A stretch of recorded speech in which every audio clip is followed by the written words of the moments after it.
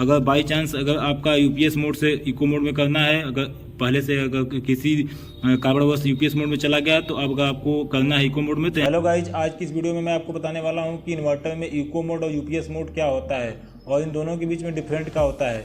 और आपने खासकर देखा होगा कि ल्यूमिनस के इन्वर्टर में ही यूपीएस मोड और इको मोड होता है, लेकिन इसका अदर नाम भी होता है। अब दोनों को, इको मोड को आप एसटीटी मोड भी कर सकते हैं और जो यूपीएस मोड होता है उसको नॉर्मल मोड भी कर सकते हैं। तो आप जिस उद्देश्य से इस वीडियो में आए हैं कि आपको इन्वर्टर में अगर कभी आपका यूपीएस मोड से इको मोड में हो गया या इको मोड से यूपीएस मोड में हो गया इन्वर्टर आपका, तो उसको आप चेंज कैसे करें, तो मैं आपको इन्वर्टर में वो चेंज करके भी मैं दिखाऊंगा कि कैसे होता है। और सबसे पहले कि आपको इससे पहले मैं आपको इन दोनों के बीच में डिफरेंट बता देता हूँ कि कब किया जाता है। जब भी हमारा इन्वर्टर इको मोड में होता है तब उस समय जब वोल्टेज 100 से 280 के बीच में होता है तब हमारा इन्वर्टर जो होता है बैटरी को चार्ज करता है, अन्यथा चार्ज नहीं करेगा। और इसका जो कंडीशन होता है वो यूपीएस मोड में उसका चेंज होता है। जब वोल्टेज 180 से 260 के बीच में होता है तब इन्वर्टर जो होता है बैटरी को चार्ज करेगा।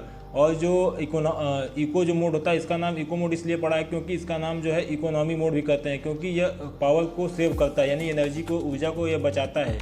और इको मोड में जो वोल्टेज होता है वो अनरेगुलेटेड होता है, यानी अनियमित फॉर्म में होता है, अनियमित रूप में होता है। और यूपीएस मोड में जो वोल्टेज होता है रेगुलेटेड मोड में, रेगुलेटेड फॉर्म में होता है, यानी वह एक वोल्टेज नियमित होता है।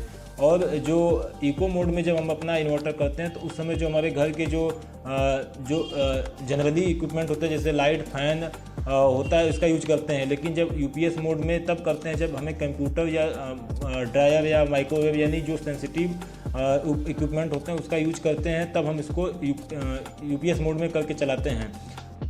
जैसा कि आप यहाँ पे देख सकते हैं कि जो हमारा इन्वर्टर है इस समय यहाँ पे इको मोड में है। और यहाँ पे देख सकते हैं यहाँ पे मेंस लाइन दिखाया गया है, यहाँ पे चार्जिंग है, यानी जब लाइट रहेगी तो यहाँ पे चार्जिंग का सिंबल दिखाएगा। इस समय हमारे पास, मतलब हमारे यहाँ लाइट नहीं है, इस समय चार्जिंग का लाइट ऑफ है।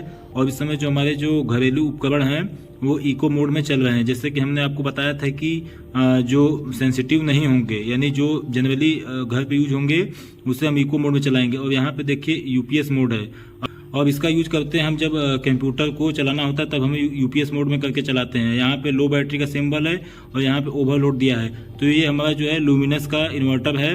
और इसमें जो हमारा जो, जैसे कि अगर हमें इको मोड से अगर यूपीएस मोड में लाना है तो मैं आपको, देखिए जो पावर वाला बटन होता है उसको 2 से 3 सेकंड तक इसको प्रेस किए रहेंगे तो यहाँ पे इको मोड से यूपीएस मोड में चलाएगा, जैसे कि मैं अभी यहाँ पे कर रहा हूँ।